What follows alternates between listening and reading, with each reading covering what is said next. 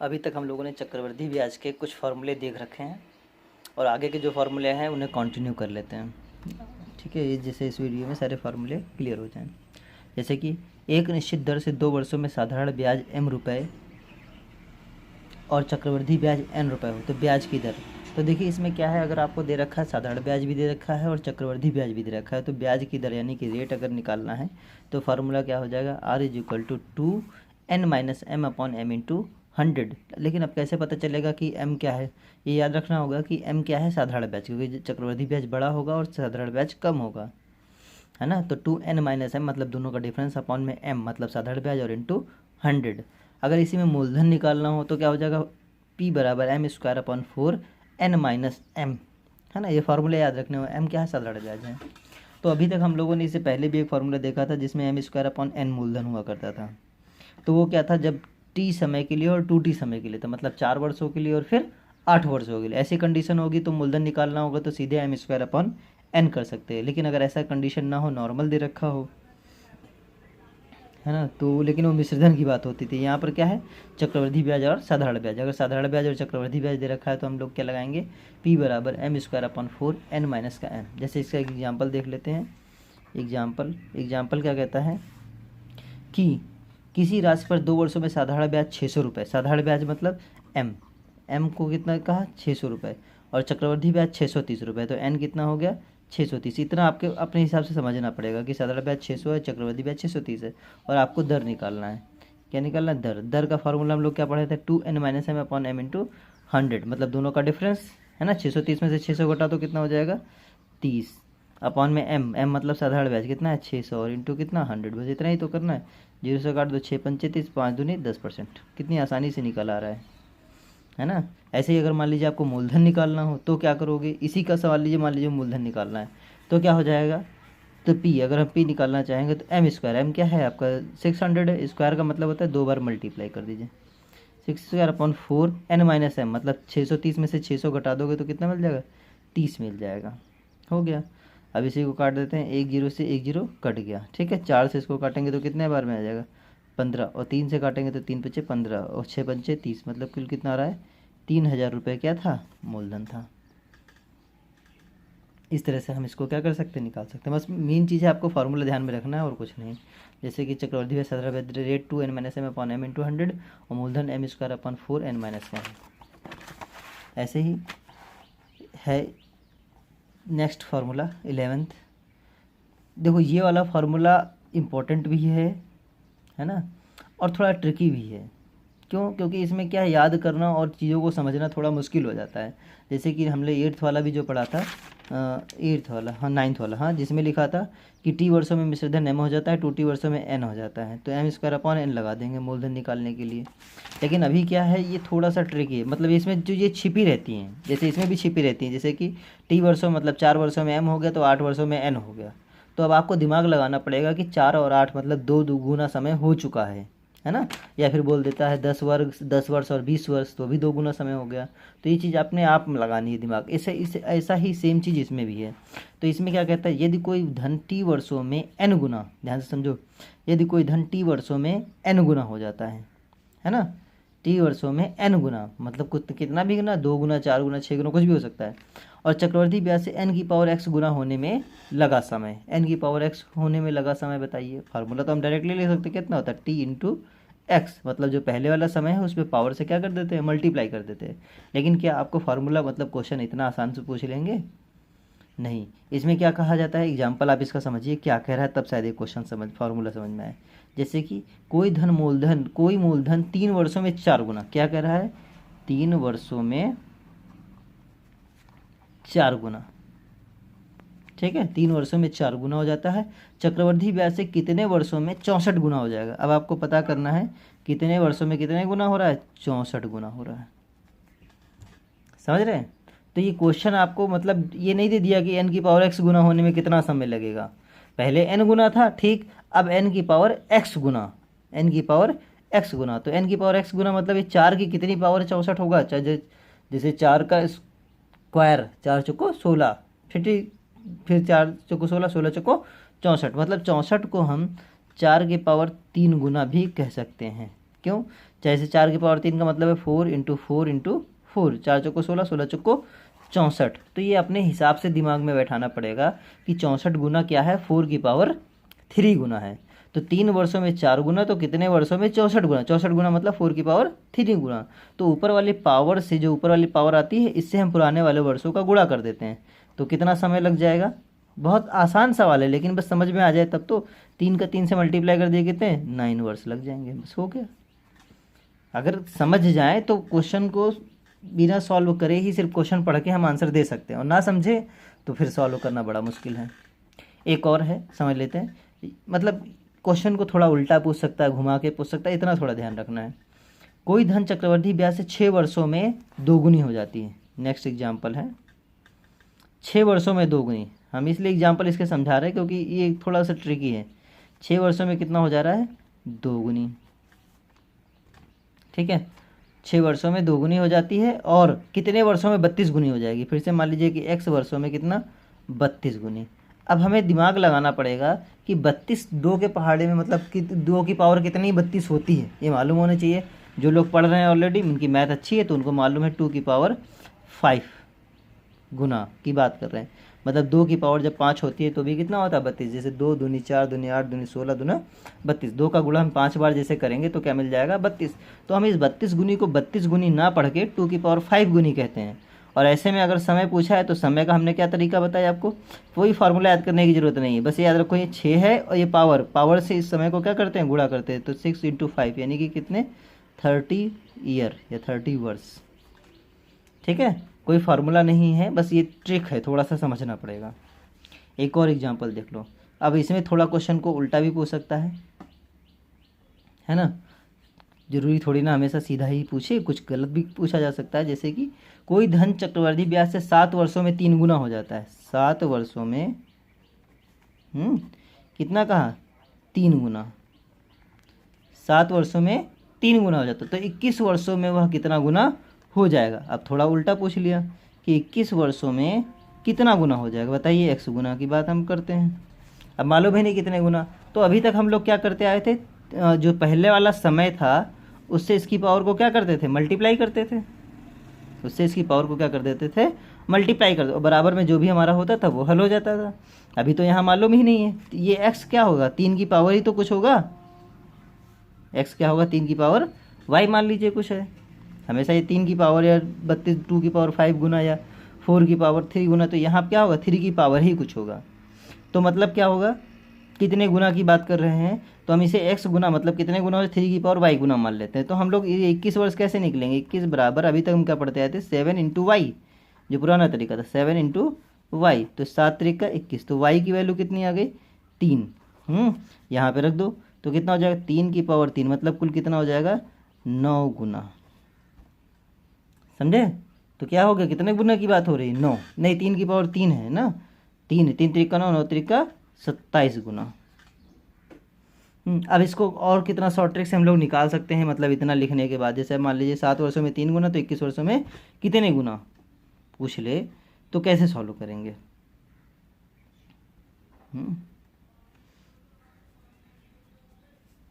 हाँ, तरीका यही है, सिंपल सा तरीका यही है कि 7 की पावर कुछ भी है ना, 7, या इसको ऐसा लिख लो याद रखने के लिए, कितने गुना की अगर बात आ जाए तो 7 जो भी इधर वर्ष होंगे, वर्ष से x में गुणा कर दो, x कुछ भी हो सकता है, और बराबर में जितने भी वर्ष हैं उनको रख दो 21। ठीक है, ये तरीका याद रखना पड़ेगा। 7 की पावर x बराबर कितना 21, तो यहाँ 3 आ गया, x का मान 3 आ गया, और जो भी x की वैल्यू आई है ये पुराने वाले में रख दी जाती है। तो कितने गुना की बात कर रहे हैं हम लोग, तो 3 की पावर 3 गुना मतलब कितना 27 गुना। इस फार्मूले को, इस ट्रिक को कई बार करना तो जाके क्लियर होगा, क्योंकि ये थोड़ा ट्रिकी है और बहुत आसान है, आसान बहुत है, बस समझ में आ जाए तो, नहीं तो बड़ा प्रॉब्लम होता है। अगला, किसी राशि पर p वर्षों में किसी राशि p पर, p मतलब मूलधन, किसी राशि p पर 2 वर्षों में साधारण ब्याज और चक्रवृद्धि ब्याज का अंतर d है। साधारण ब्याज और चक्रवृद्धि ब्याज का अंतर कितना है, d है। तो d का फॉर्मूला याद रखना, d बराबर PR² अपॉन 100² होता है। p क्या है, मूलधन है, r रेट है, और 100² मतलब 100 इंटू 100, इसमें कोई खास बात नहीं है, ये याद रखना। इससे क्या डिफरेंस निकाला जा सकता है, मान लो डिफरेंस दे रखा है तो p निकाल सकते हैं, p दे रखा है, डिफरेंस दे रखा है तो r भी निकाल सकते हैं।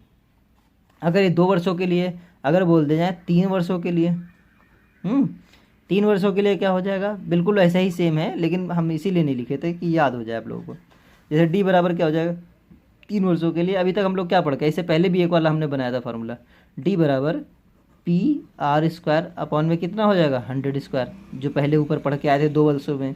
अब क्या है 3 वर्षों के लिए, तो गुणे करके थोड़ा बढ़ा दीजिए, क्या 300 प्लस आर अपॉन में 100, ठीक है। डी बराबर P R square upon 100 square into 300 plus R upon 100, P R square upon 100 square plus into 300 plus R upon 100, ठीक है। हाँ ये हो गया। तो इसका चाहे तो एक एग्जांपल देख लो, कोई खास बात नहीं है, सिर्फ वैल्यू ही रखनी होती है, तो इसमें कुछ बहुत बड़ी बात नहीं है।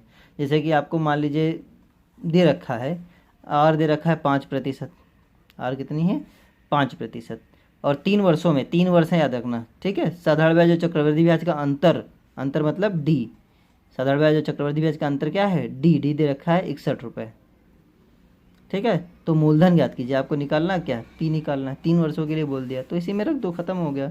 तो डी आपको कितना है 61 रुपये, यहाँ डी की जगह कितना हो गया 61 रुपये। पी आपको पता करना है, रेट कितना है 5, 5 का स्क्वायर करोगे तो कितना मिल जाएगा 25, और नीचे 100 का स्क्वायर का मतलब लिखो 100 इंटू 100, और फिर दूसरे ब्रैकेट में 300 प्लस आर, आर की वैल्यू कितनी है 5 है, तो 300 में 5 जोड़ दो तो 305 हो गया, और नीचे कितना 100। अब जो कट रहा है काट दो, नहीं कट रहा है तो आंसर हो गया 25 चौको 100, ठीक है। 4 से अभी कुछ कटने वाला नहीं, 61 से 100% श्योर है कि 305 कटना चाहिए, 6 पंचे 30, मतलब पूरे पूरे 5 बार में कट रहा है, और 5 से 100 20 बार में।